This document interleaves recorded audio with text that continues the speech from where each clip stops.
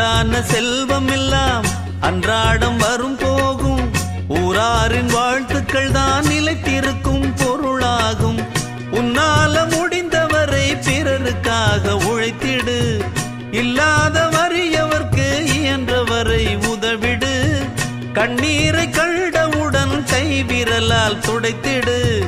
உன் பேரை சரித்திரத்தில் மனிதன் என்று பொறித்திடு. இன்னொருவன் வாழ ஒரு ஏணியைப் போல் மாறு.